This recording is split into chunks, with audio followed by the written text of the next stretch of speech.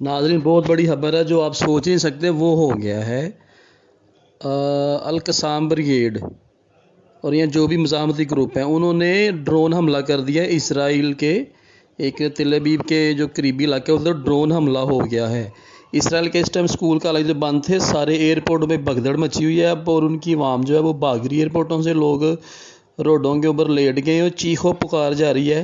पूरे मुल्क में सायरन बजे हुए हैं। आज सारा दिन आज हमले उतरे हैं, जवाबी कार्रवाई उतरी है इसराइल पे, ड्रोन हमला हो गया है।